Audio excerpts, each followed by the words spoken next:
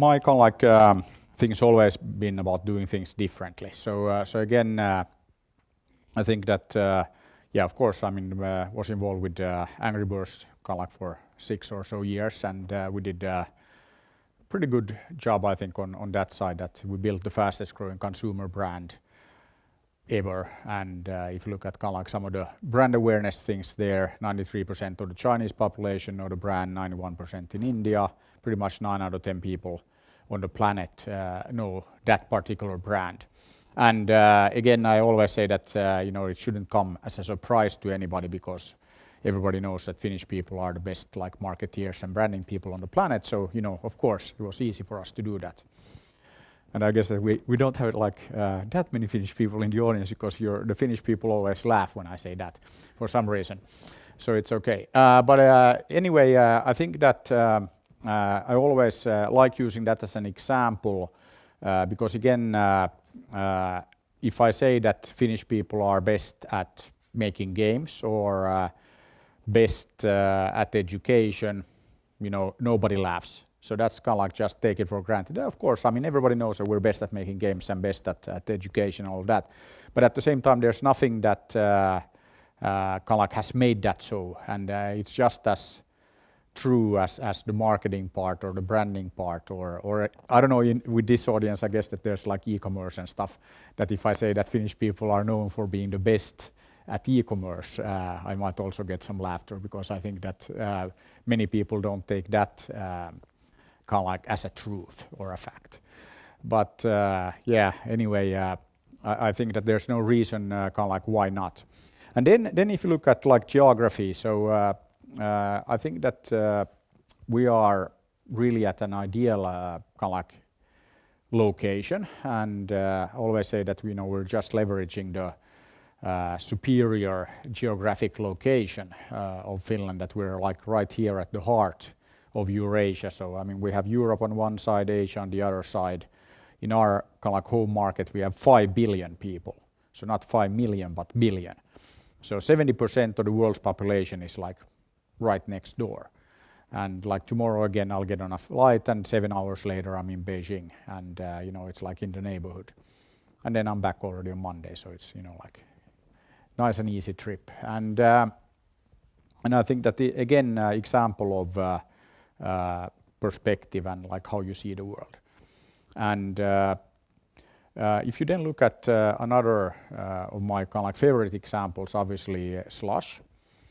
So if you look at what kind of has happened there, we started Slush in 2008, 300 people showed up, and then I said that, okay, we're going to make this the biggest and best startup event on the planet, and actually biggest startup movement on the planet. And then as usual, I was told that I'm crazy and it's impossible.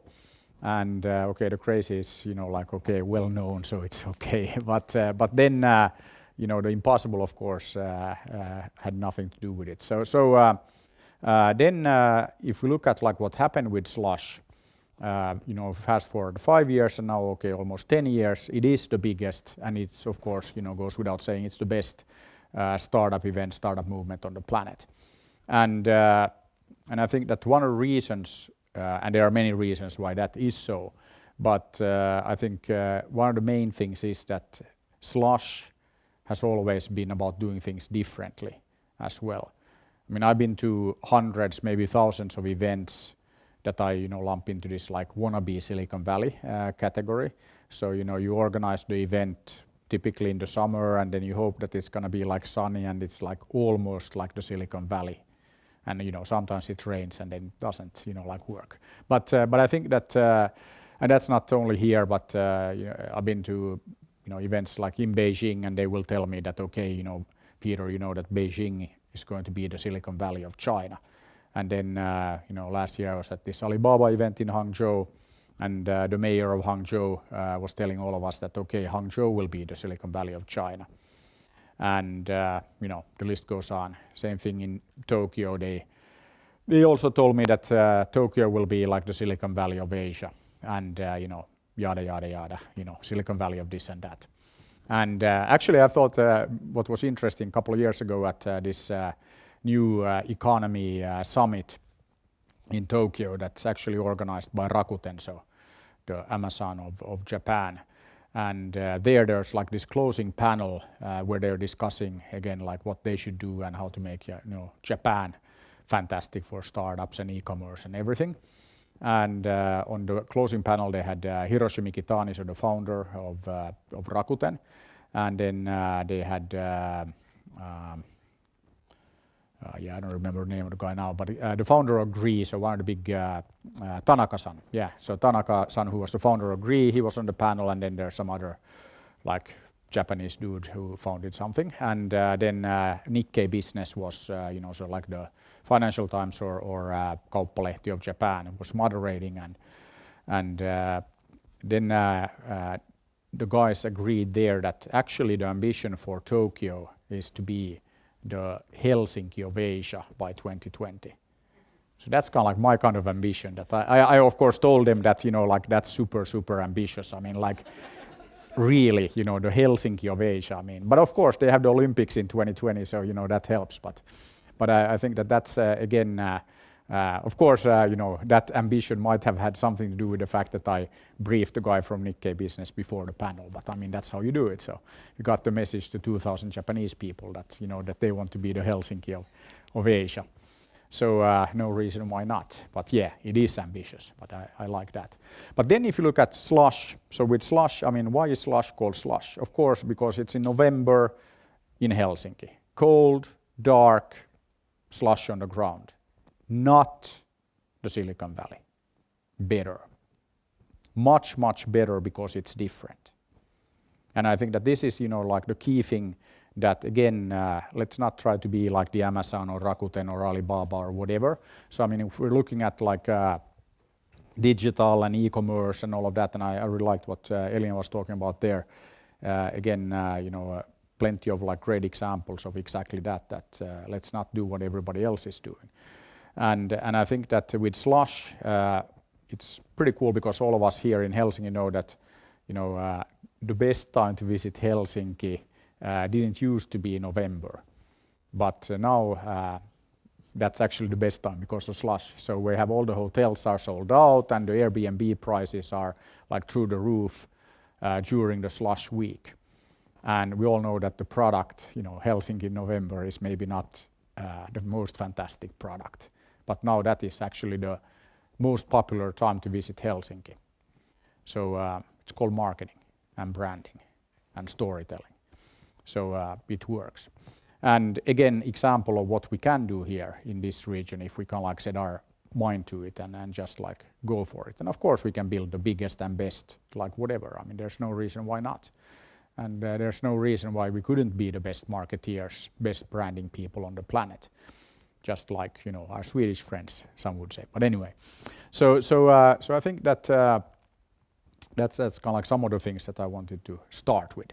But then some of the other projects, and Sampo already mentioned that I'm also like in this business of digging, or actually I should say like boring tunnels, but because that's how we make those things happen nowadays. And a bit over a year ago I was in Tallinn at latitude 59, so it's kind of like the Slush of Estonia.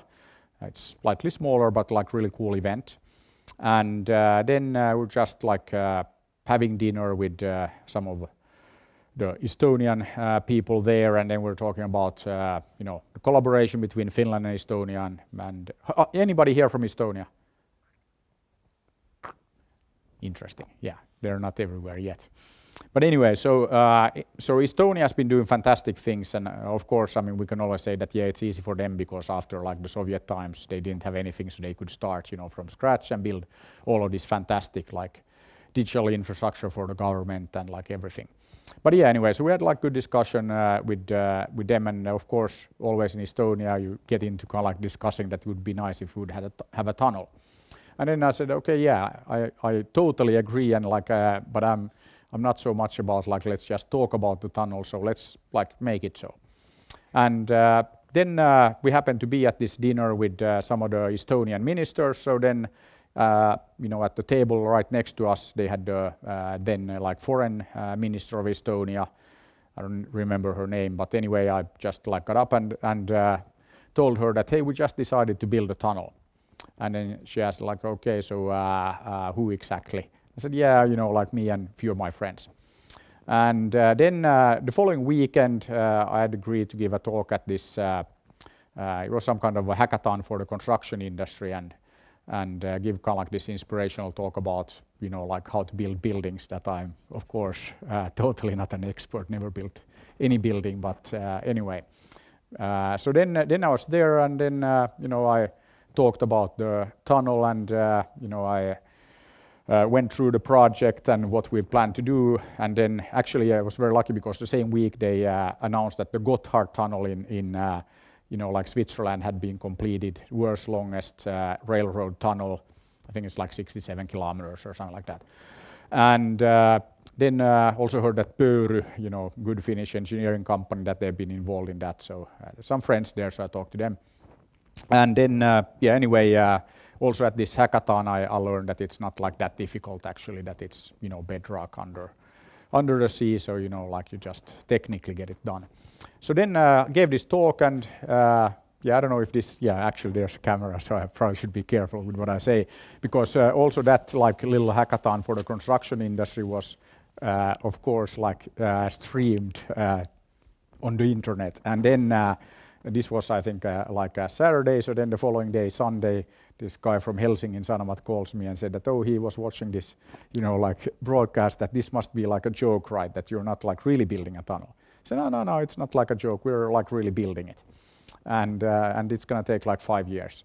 And I didn't know at that time, you know, if it's like even possible to build the tunnel in 5 years. So I got a bit concerned when I looked at the fact that I think the Gotthard tunnel took 17 years. So it's like, okay, this is slightly longer, and doing it in 5 years, so we probably need some like innovation or something. But anyway, then I talked to these GTK, so the Geologian Tutkimuskeskus, so it's like these guys who know about these things. And they actually told me that it's totally doable to make this tunnel happen in like 5 years. So the way you do that is that you actually drill in a few directions at the same time. So now the way we're going to build the tunnel is that we're going to actually start 15 kilometers outside of the coast of Finland. So that's actually where we have this, it's only like 10-20 meter deep. So we're going to actually build this artificial island there, and then we start drilling in both directions. And the same thing outside of the Estonian coast, drilling in both directions, and of course from both Finland and Estonia. So we're drilling in 6 directions at the same time, and we're making 2 of these tunnels, so 12 of these TBMs, so these tunnel boring machines. And then we can actually easily complete the technical, you know, like drilling and like all of that physical construction in way less than 5 years. And yeah, then got the consortium together, Pöyry, A-insinöörit, and Fira. So Fira is the company that you, how many here have heard about Fira? Cool. So have you heard about Fira because of the 2-week, what is it, pipe project? 2 viikon putkiremppa. Is that why you know about the company? Yeah, they got like, I think they got hundreds of millions of impressions for that campaign. And so just making this pipe fixing project last 2 weeks instead of like 2 months or more. So pretty cool, you know, like marketing, but also cool way that they're doing the project. So anyway, so got them involved in the consortium. So I figured that if you can make, you know, like a pipe-like project like that in 2 weeks, then it should be pretty easy to build a tunnel in 5 years. So again, you know, it's just like a bigger pipe. So we got those guys involved, and then we actually a couple of months ago already then brought the consortium together, went to China to check out these tunnels. So we met with the people who are actually building this Hong Kong-Macau tunnel. It's also a pretty big project, but it's only like 60 kilometers, so it's not like that long. But anyway, yeah, we presented our project to the Chinese, and they were like, you know, yeah, okay, yeah, 15 billion, yeah, that's not like massive. We built hundreds of kilometers of tunnels in China. And then we also checked out these TBM, so these tunnel boring machines. So they actually started by working together with the Germans on these tunnels, but now they basically took that technology and improved it. So now they have the biggest and best tunnel boring machines in China. So we're going to actually now use them, and we're going to drill 2 tunnels, so 2 pipes, 17 meters in diameter. And then, the project is, kind of like the guesstimate, 15 billion euros, and it will take 5 years. And then we're also putting in the Gaotia, so that's like the Chinese fast rail. So again, not like rocket science, but just like basic train technology from China, so that will basically make the connection from Tallinn to the airport in Helsinki take 20 minutes.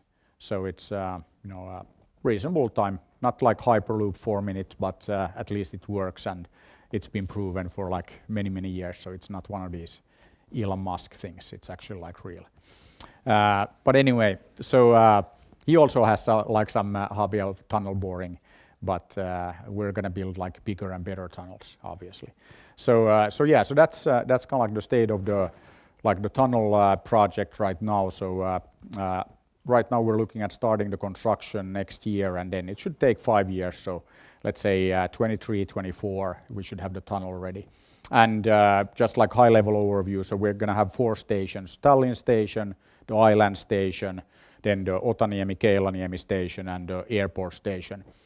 And the island station is typically the one that people are the most interested in. So it's like the size of a Jätkäsaari, so 1 square kilometer, 15 kilometers outside of the coast, 50,000 people.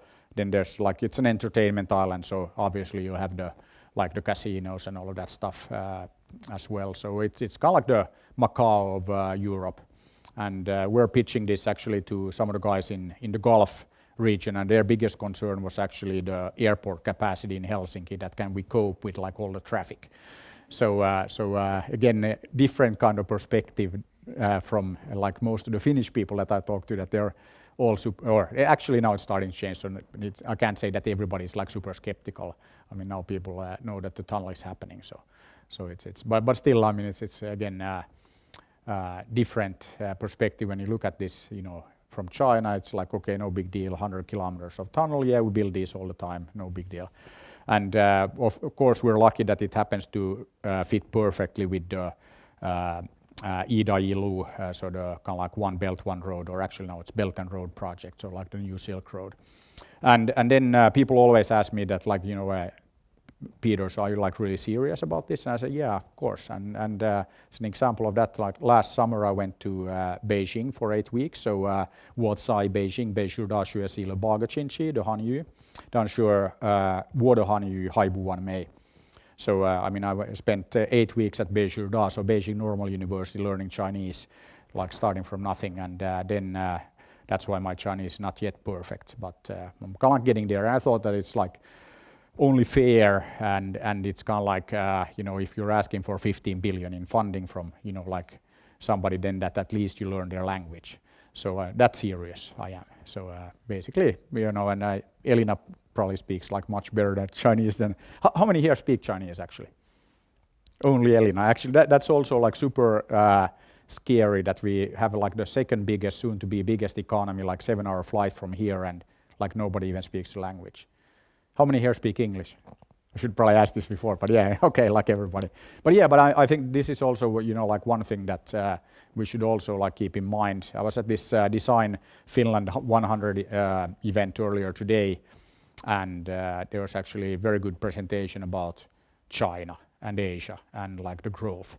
So we're very lucky to be in this fantastic geographic location. I mean, we're as I said, we're at the heart of Eurasia, and it's really interesting if you look at the map. I mean, if you look at these like traditional map projections, it looks like we're kind of like far away and all of that. But if you actually do the 3D model, and you then draw the line from, for example, Beijing to Helsinki, and actually if you draw a line to Frankfurt or London, Paris, or all that, all the flights go over us.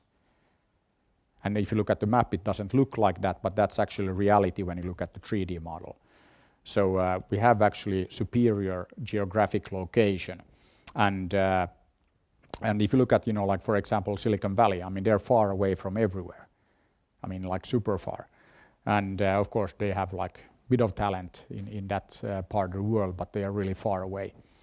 And when I was actually, back in the Rovio times, I was having lunch with one of our investors, so Aidin Senkut from Felicis Ventures, and then when we stepped out from kind of like the lunch, Palo Alto, then we almost like bumped into Paul Graham, so the guy who started some Y Combinator. It's apparently like some accelerator in Silicon Valley, and so then I had met the guy before, and then Aidin was introducing me and said, okay, hey, Paul, this is Peter from Helsinki, and like this is Paul, like he started Y Combinator. And I said, yeah, I heard that it's like some kind of accelerator that you guys are running here in Silicon Valley, and it must be like super tough for you that to be so far away from everywhere. I mean, we started this startup sauna accelerator. In Finland, you might have heard about it, won this prize of the best new like accelerator last year. So there's like at that time, and I said like it's super easy for us. I mean, we're like 7-hour flight from Beijing, and like everybody's right there, and it's like super easy. So it must be really tough for you guys here in Silicon Valley, being so far away. And then Paul was immediately like, oh, I have to come to Helsinki and check it out. But anyway, so I mean, again, it's about perspective. So I think that's what I always, like object to when I hear that, oh, we're so far away, and like all of that. I mean, New Zealand is far away. Finland is like in the middle of like pretty much everything.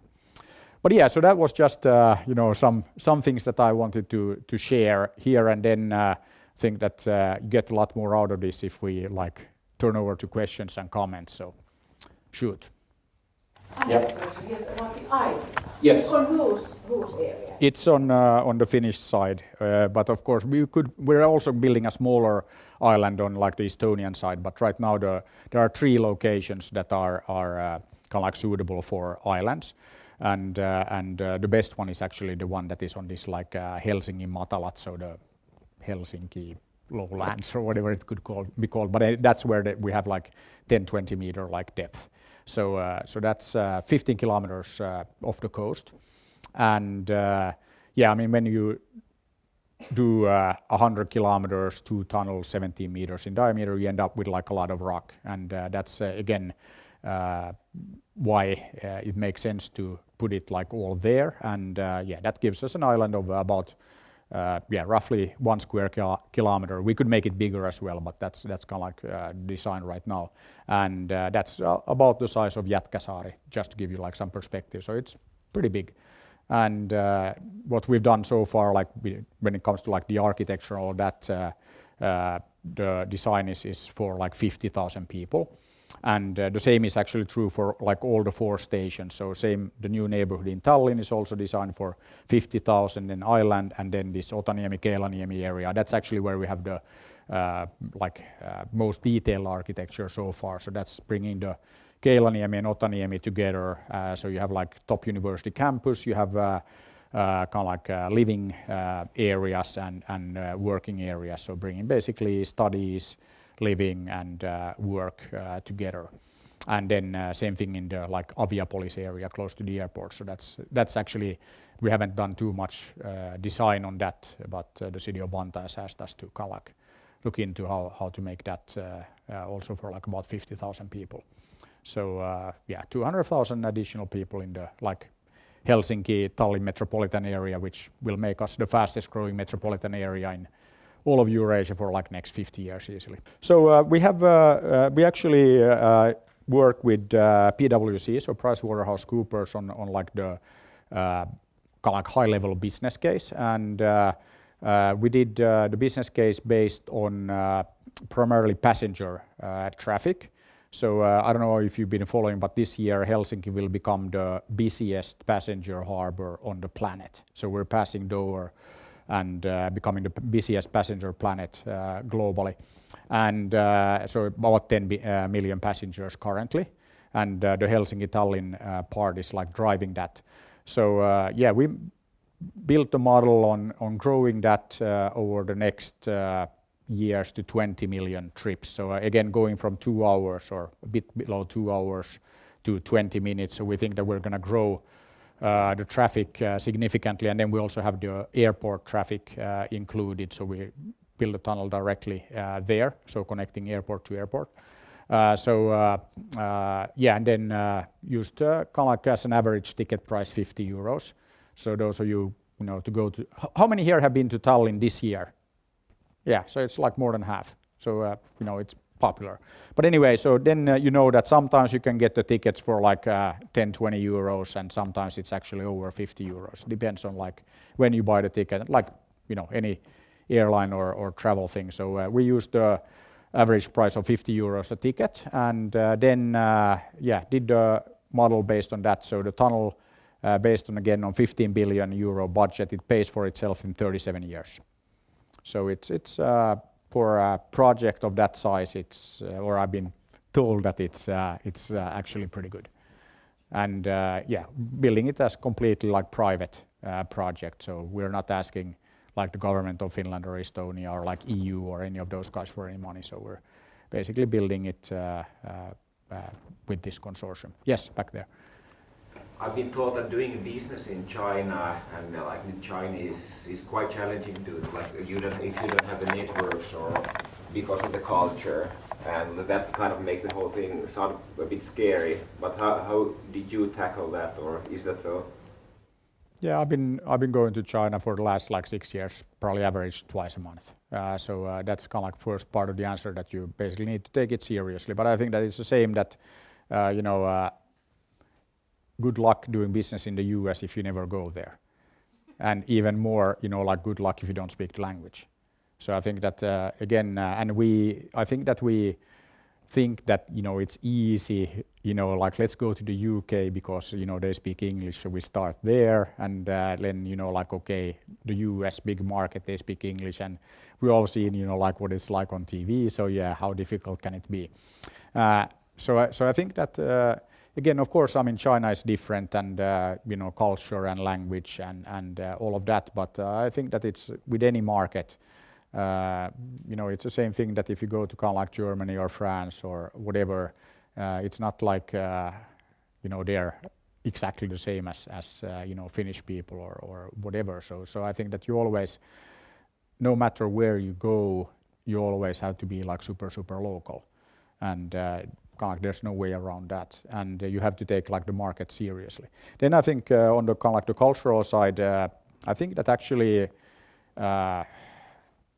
for Finnish people it's not like that difficult. I mean, it's not, the culture is not that difficult to figure out, and I can't say that I'm like an expert, but I mean I learn like new things every time I go there, but never seen like much of a problem, and you just need to find like good like local partners, and then I think that it's also about taking the time, really you have to have like a lot of meetings, and sometimes these meetings, from a Finnish perspective, have no point. I mean, so there's no like, okay, like let's do this, and like done. That you just have to kind of like socialize, and you talk about this and that, and then like boom, all of a sudden, business happens. So it's a little bit like that. So I don't think that it's super difficult, but I would say that it's a matter of attitude. That of course, if you start by it's difficult and like I don't really know and blah blah blah, then I think that of course, I mean it is difficult, and again, it's about people everywhere, and then we have more and more people here who kind of like speak the language and know their way around, and I think that in China as well, you just need to build a network, and it takes time. So it's and of course it's not like totally unregulated economy and stuff like that. So I mean, if you're like in the education business, I mean, involved in some of those, and if you're not Chinese, then like good luck. I mean, you need to find local partners that are Chinese if you want to be in certain areas, and that's just the way it is. So I mean, the same thing, if some company comes here, then typically probably the local Finnish people would tend to think that they know the market, and like we can kind of like get stuff done better than somebody coming from the outside. And I think that most places, of course, that's the case. And you have to trust the people, and that's local and wherever. So it's about the people in the end. And but I really think that we should realize that we have massive economy and a massive growing economy very near us, and we have fantastic physical connectivity through Finnair and all of that. So just easy to get on a plane and be there. So but of course, I mean, again, building networks and all that takes time. Yes. Yeah. So what's next? What's happening? What's the next Slush? Yeah, what's the next Nokia? Yeah. So I mean, I don't think that. Who knows? I mean, I think that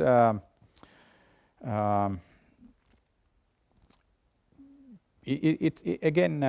I think that we just need to do things. So I think that's again with Slush and with a lot of these that we need to maybe kind of think less and do more. So not kind of overly analyze everything. I mean, nowadays, and especially then if you look at digital side and all that it's many times it's much faster to just do, test, learn, and then if it fails, then you do more. But instead of just planning everything perfectly.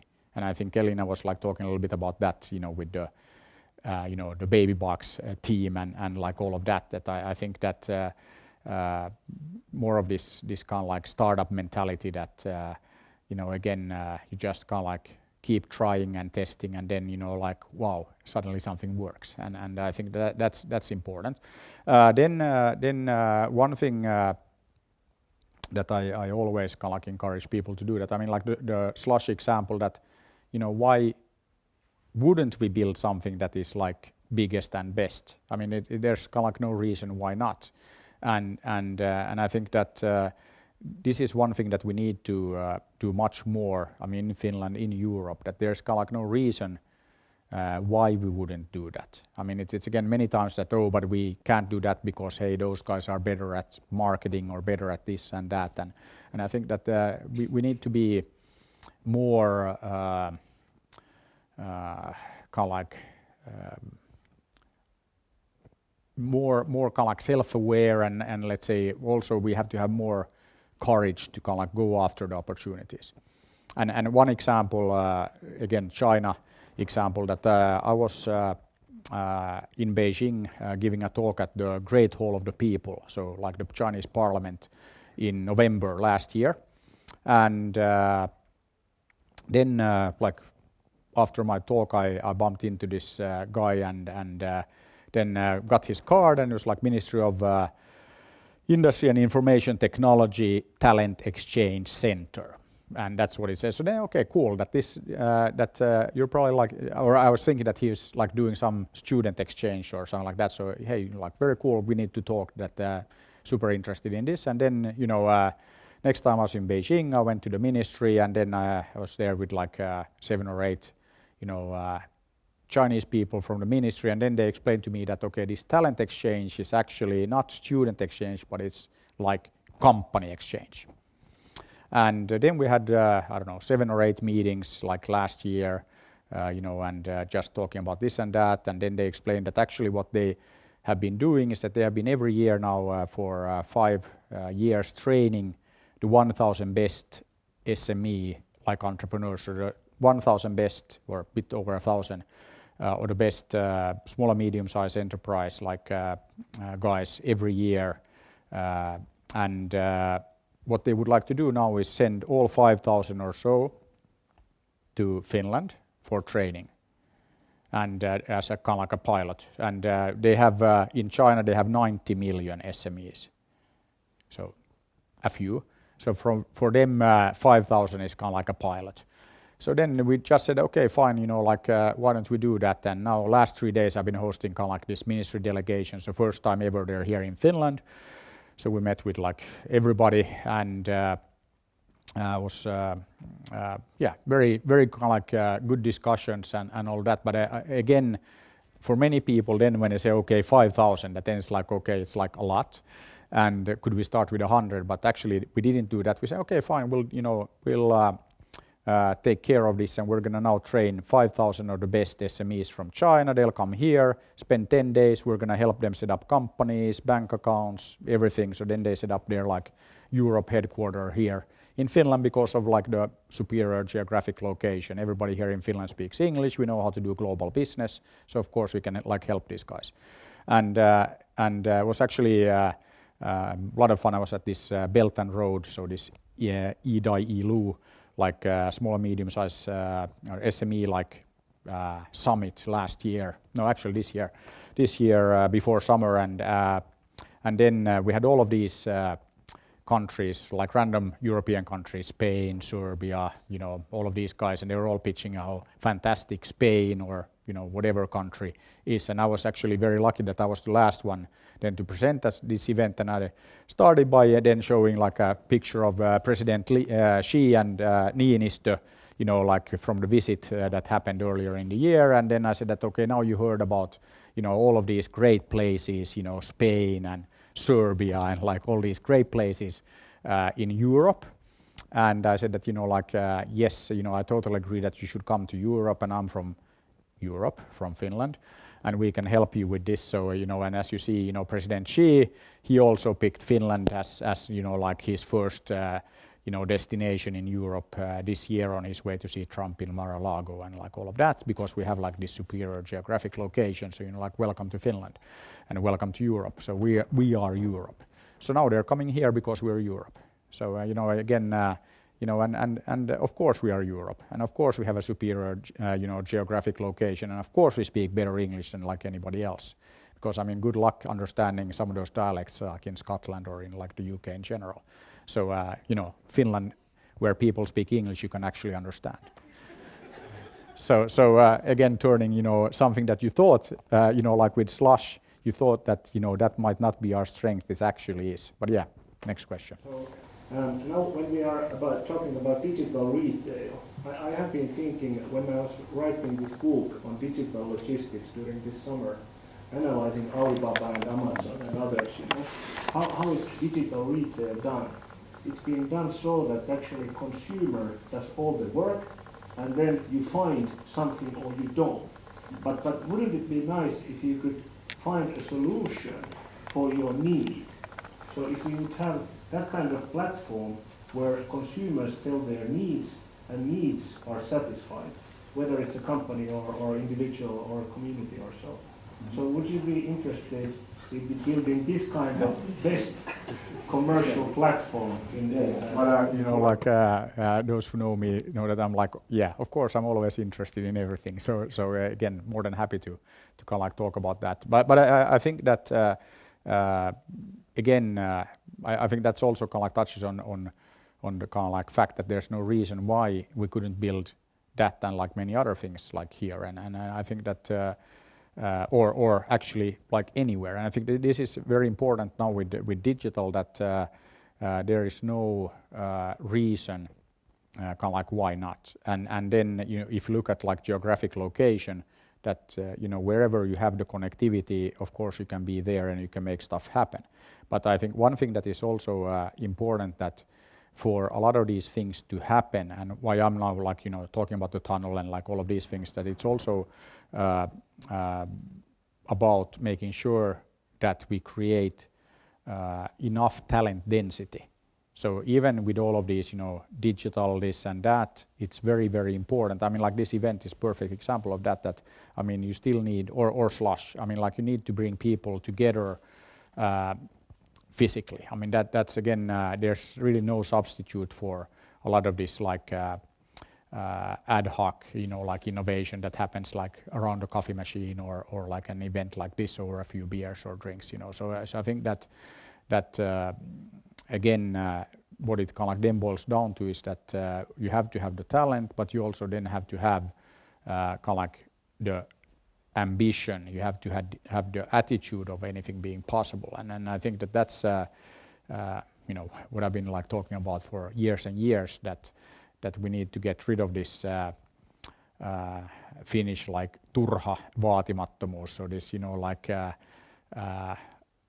so it's good to be modest, but again, that we shouldn't like just be like have this kind of like useless like modesty. I mean, it's okay to say that you know stuff and you know how to get things done, and you kind of like have the knowledge. I mean, there's no problem with that. So I think that we need to, and we also need to kind of like remove some of these like stupid ancient like Finnish sayings of not trying to do too much because you hit some like tree and like whatever, like there's all these pretty useless like sayings. So I think that yeah, of course, so we should talk. More questions? Yeah. What's gonna make you a happy man when you're 80s and? Oh yeah, I think that for me, I think that I just kind of like enjoy doing stuff that hasn't been done before, and then even more if somebody tells me that it can't be done. So like that's always kind of like what drives me, and I think that then yeah, it's more about kind of like enjoying the journey and enjoying kind of like the process and like doing things. So then just setting some goals like with take Slush or take Angry Birds. Okay, let's go for like 100 million downloads. Let's build the fastest growing consumer brand ever. Like why not? And then yeah, I think that it's like for the most part in all of those it was like super fun, like just making it happen. And yeah, then for me personally, it's just more about like okay, going in that general direction and setting some like ambitious goals, and then seeing if it can be done. So yeah. Yeah. Those are quite big projects you're talking about, and to trust you, you had to have some first big project. How you found money for it? Like someone who trusted you first time, or? I don't think that it's about the money. I think that's kind of like I think that's kind of like the easiest excuse always is that we could do all of this, but like have to understand that it's like super difficult to get funding here in Helsinki or like wherever. I mean, I was also in Jakarta like many years ago, and then I was told that Peter, you have to understand that here in Jakarta it's like so difficult to raise money for your startup. And I said, hey, guess what? It's difficult everywhere, and it's not supposed to be easy. I mean, it's again like, and then if you have and this is also a bit of a cliche that okay, if you have a great idea you will find money, but I think one of my favorite examples is actually from the first Slush in 2008. So I invited Ilja Laurs. So Ilja is a guy who started a company called GetJar in Lithuania. Anybody here from Lithuania? Anybody here been to Lithuania? Yeah, so then you know that it's not maybe or yeah, I guess it's a matter of perspective, but maybe it's not like the middle of the world or center of startup activity, especially like 10 years ago. So anyway, so Ilja started GetJar, and then and it was actually back in the day when before the app stores and before like smartphones and all that. So back then you used to download these jar files to your phone. So they were like then Java, like games and stuff like that, they came in this jar form. So that's why GetJar. So like very actually technical name, get the jar file to your phone. So so Ilja started GetJar, I don't remember like exact year, but anyway, and then and it actually became pretty successful. So a lot of the people then distributing these Java applications for the Java phones started using GetJar. So it was like an app store before like the app stores. And they started to get like quite a bit of traffic, and then same time a company called AdMob was starting to become very successful, and they got an investment from a good friend of mine, Rich Wang from Axel in Silicon Valley, Palo Alto. And then the AdMob guys, so they were selling ads, and they started seeing that hey, this GetJar company was getting like got a lot of traction. So then Rich had invested in AdMob, and AdMob actually then some years later got acquired by Google for 850 million. So it's one of the like success stories for Rich at Axel. But anyway, so Rich then realized, oh, this GetJar company is very interested. So then he picked up the phone and he called GetJar. And then somebody at the GetJar office in Vilnius, picked up the phone and then, oh, this is Rich Wang, I would like to talk to your CEO. And then the guys there, a handful of people, and then Ilya, there's like somebody wants to talk to you. And then Ilya gets the phone and he said, okay, so how can I help you? Is there like a problem with your phone? Because that was like most of the calls were always that, I download this jar file and it doesn't work. So then Rich was, no, it's like Rich Wang from Excel that, and then Ilya was, yeah, but like, do you have a problem with your phone? So Ilya had never heard about like Excel or, venture capital or anything like that. So then Rich was getting a bit annoyed that it's Rich Wang from Excel Partners, the venture capital company. And he was like, yeah.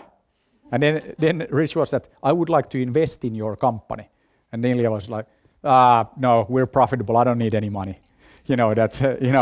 But then Ilya, of course, being a very smart guy, so he then actually started doing some research, and then he, understood that, this venture capital thing is kind of interesting, and, being in Vilnius in Lithuania, he could use some contacts and stuff like that. So what then, one thing led to another, so he then got like, I think first investment was like 10 million from Excel, and he set up like an office in London and blah, blah, blah.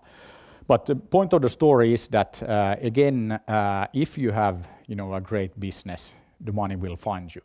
And that's why I invited actually Ilya to the first Slush to share exactly this story. And I think that, and then he shared the story there at the first Slush, and he also then told everybody that, he took the 10 million and he still has all of it because he didn't really need the money, he just wanted the contacts. But, but I think that, again, I always like sharing that particular story as an example that, if you have a great business, then, the funding will happen. And if you don't have a great business, maybe it shouldn't. So I never like using kind of like funding as an excuse for not doing things, because you can always figure out like alternative ways of like getting stuff done. Like early days of Rovio and Angry Birds, we didn't have any money for marketing, and no budget, no nothing, because like company was almost bankrupt, so we had to do the marketing with other people's money. We launched like Angry Birds Space in space with NASA on the International Space Station, and again we didn't pay them anything because again, public organizations, they couldn't even accept our money. And we actually made money because we got Samsung to pay for the whole thing. So Samsung got like lots of visibility for like their phone launch that they did at the time, and they got to use like the NASA branding and space and everything. And so we actually made money marketing our game. So I think that, funding is like, for me, I don't use that as an excuse. And you can always figure out a way to get things done. Sometimes it takes longer if you don't have the funding, but there's always a way.